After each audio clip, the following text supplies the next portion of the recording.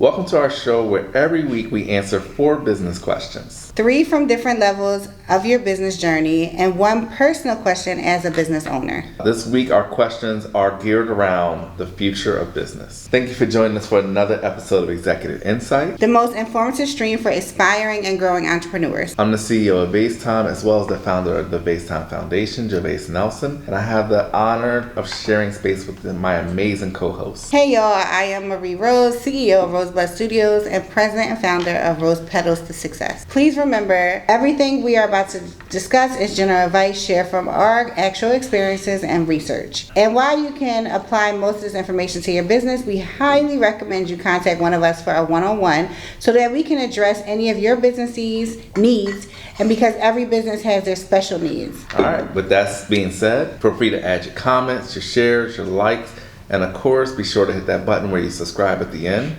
as we share our executive insight. So question number 1 around the future of business. This one is for the people who are new to business, just starting out in business, so on and so forth. What emerging trends should someone starting a business today be paying close attention to over the next 5 years? I like that question. What's one of the things that stands out to you, Marie? First of all, emerging trends, because you usually, I just spoke about this, like riding a wave, right? And not riding a popular wave, but riding a wave that fits you and is different, that won't lose force as it goes. So it's looking for something that's going to last 5 years and not just today, like a quick fix. I feel like one of the main things that's an emerging trend is artificial intelligence, for sure. I was trying to stay away from it, but it really is one of those things where it's really it's affecting everything. No matter what business you're in, what business you're going in, me even in the commercial residential landscape space, actually crossing over into that field also, where I'm realizing I can do so much with it, just with numbers and stuff. The more and more I learn about AI, the more and more I'm wow, I can actually use that. Sustainable practices is another one, what's going to stand the test of time. I just think that's a big one, because that's something that I'm really big on, is will your business last and stand the test of time? Trends come and go, but whatever's going to be sustainable, and it has to be ethical. However you utilize those things and put it into your business, make sure that those are the things that have a cause, it has to have a why. I think that's one of those trends that's always going to stand the test of time. So as long as you have something that you can build on top of from an ethical standpoint, you're always going to be good in any business. When I think of these emerging trends, I'm thinking of some of the things that come to mind that never go away is the baseline foundation stuff, like customer service, right? But it's what you put in, you can utilize now as customer service advanced. So different tools, but still remaining consistent. For example, customer service surveys have always been a thing. Reviews have always been a thing. But now you have to develop and follow the trend on how people see the reviews. Maybe 10 years ago, people Googled the business and they checked those reviews, right? Or people still do that, but of a certain generation. Whereas the current generation, they may be only focused on TikTok reviews, video reviews that are talking about businesses. Or Instagram, when they go to somebody's Instagram page, they look for the reviews up top and videos reviews. So being able to grow and develop whatever it is, but still remaining consistent in your base, just updating how you carry it, how you push it through. I said customer service delivery. Before we used to have pickup only, right? Then you used to have a driver delivering and you got to wait for the driver to deliver your food, right? Now you have people ordering off of a phone, and even off the app, you either pick it up or you get it delivered. Now we can deliver packages. You have now your business, you made a product and you don't know, you only had in-store or people picking it up from you or you delivering. Now you can do Uber package. Now you're offering a faster service. People now look at some of the businesses, we had a few who now have a fleet of drivers that they don't have to hire because they have Uber package. There's event companies who I can place an order for tablecloths and they will send it to my event for me. Wow. from Uber. So there's so many different things. It still keeps your foundation of your business the same, but how can you utilize the new trends that are being developed with AI or these different systems within your business to just make your foundation more accessible and faster to meet the eye of the new generations to come? Question number 2. This is for the new business owners you're in your first year or probably even up to year 3. What's one change you've made recently to future-proof your business, and how did you know it was the right move? I'm going to say the future-proof my business, it is AI again. I just have it in a way to where I don't miss quotes, I don't miss payments, I don't miss invoices, I don't miss follow-ups, like you said, those customer relations. Mm-hmm. So I get those notifications to where my follow-ups are timed to me.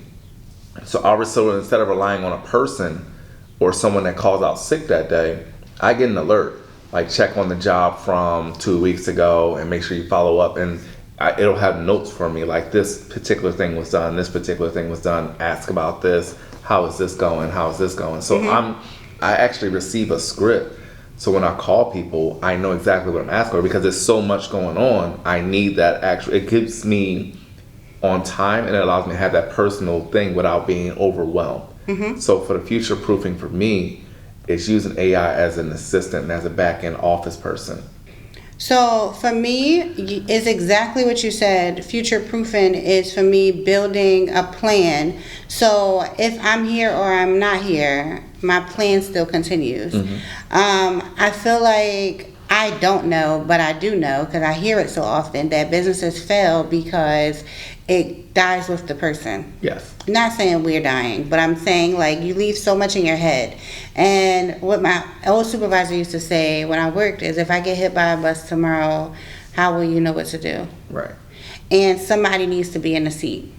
So future proofing is me taking everything that would usually just be in my head and making sure that it's written somewhere in an SOP so that someone knows what to do in my absence. Mm-hmm. Not only that, having the systems in place, like you said, because I no longer have to, like, I never did this, but I've seen people do it, is have stacks of invoices and stacks of paper. Yes. And I did that when I was at the VA. I did it my first year.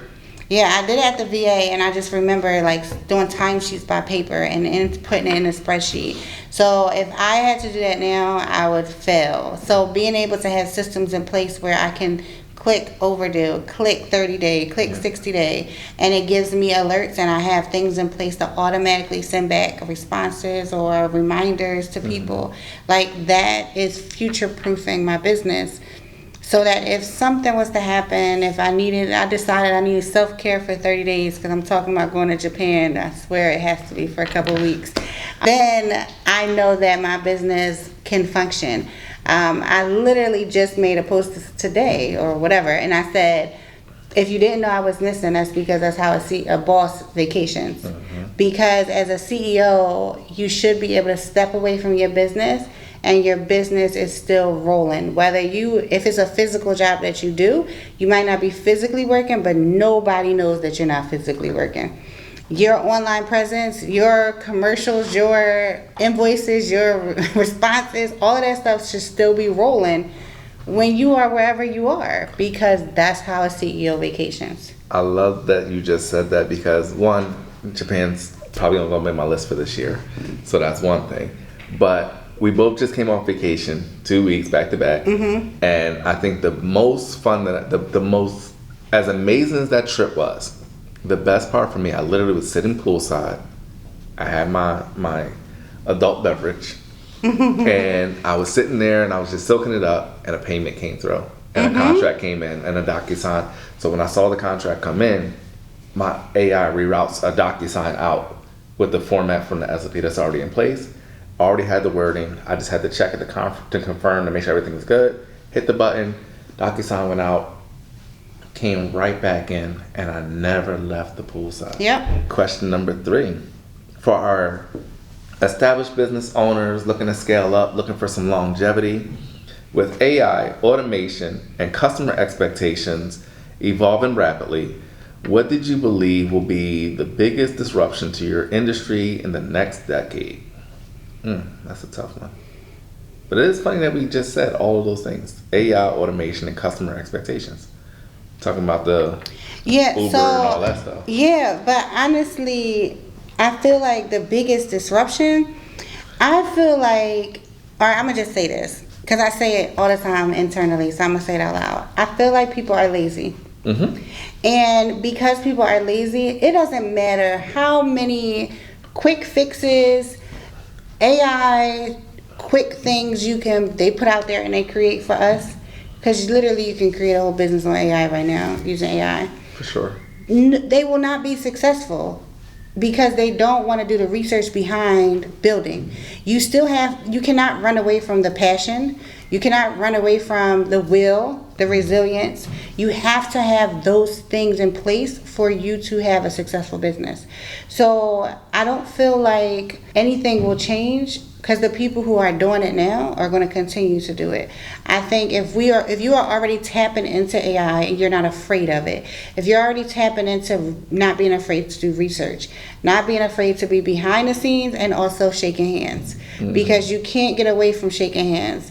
As much as we all ran behind the camera, we all ran behind the computers, and we tried to develop contracts, what made us successful and get past COVID was that we were okay with stepping back out and shaking hands again. For sure. Yeah, we gonna keep winning as long as it doesn't matter how many quick fixes you do, you have to have the will to do it in order for it to work. You hit something, and I thought about it when you said physical, but I took it a different way. For me, it's always the physical labor because people are lazy. People don't want to do physical work. My business, for as well as it can do, as well as it can be, I'm only one person. So I would never try to big myself up. I always say my team, my guys and girls, the people behind the scenes, the other people who are working in the place, because without them, my business doesn't prosper. I can't do 80% of the things I do without my team. Because as much as AI simplifies things for me, as much as AI can keep things in line for me, as well as it can structure things for me and put SOPs in place and all that kind of stuff, at the end of the day, if you're in the service field, you need physical labor. And you need good physical labor. You need competent physical labor. And you can't just have people out there running through walls. Like, I need you guys to actually think. I need you to comprehend. I need you to take the best routes. I need you to understand. I need you to want to do it. I need it to be fun for you. And more I'm seeing people are becoming more and more disinterested and disconnected with doing physical labor. They come out, they do about 2 hours, 3 hours, 1 hour, and they're like, all right, I'm done. All right, well, where's my split? Because we did the job and you did the job with us, but I see you make this much and I made this much. And mind you, they weren't the hardest, best workers. Like, Yeah. it's crazy. But labor, people are just becoming lazier and more entitled. Entitled. That's the word I'm looking for. Lazier and more entitled. I think that was the point I was trying to make. Entitlement. I hate it. Bonus question. Moment of transparency. Entrepreneurs. It comes with highs, comes with lows. 10 years from now, what do you want your legacy as a business owner to be? And how are you working toward that? So honestly, when I'm going to say what people would, so basically what I would want people to say when they say Marie Rose, right? I want to be known for, I guess that's what I'm saying, right? Okay. So I want to be known for the amount of impact that I've had in the business community, the entrepreneur community. And the reason for that by numbers is because it still baffles me. I literally put systems in place that I did not know were systems as I created them. And I think those are the best systems. Created something out of nothing.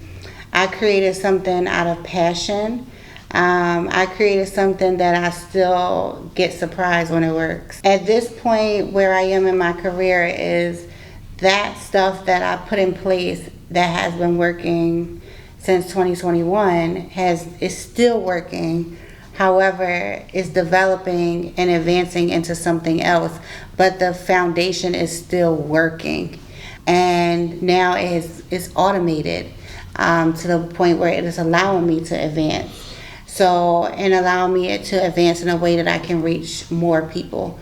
So when people speak of Marie Rose as the legacy, I want them to speak about the amount of impact I've had in the community by numbers, because that is really important to me.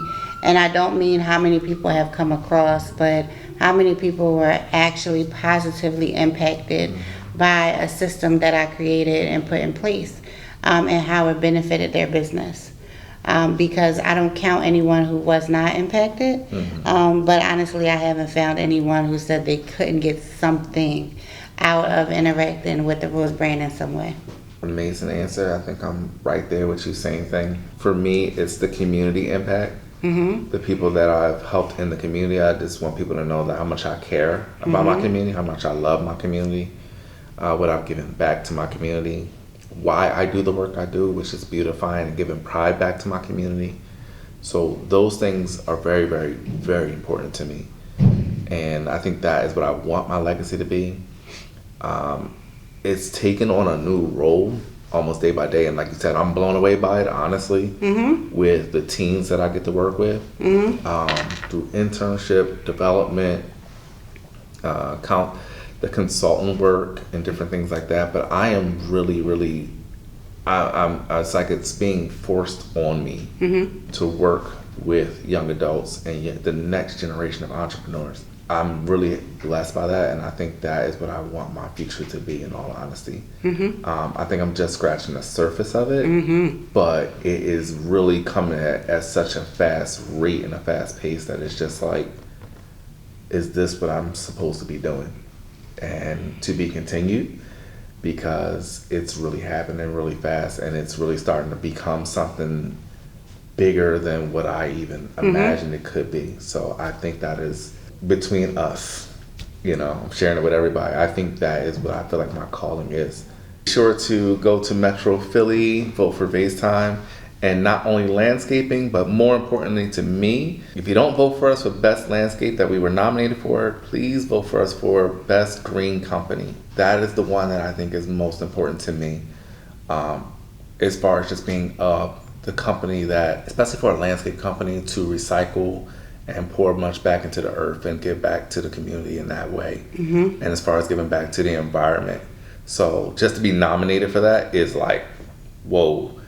And if I win it, I'm really going to lose it. So we encourage you to subscribe so you never miss another episode. You can follow us on Instagram at executiveInsights_, and stay inspired and never stop creating. See ya.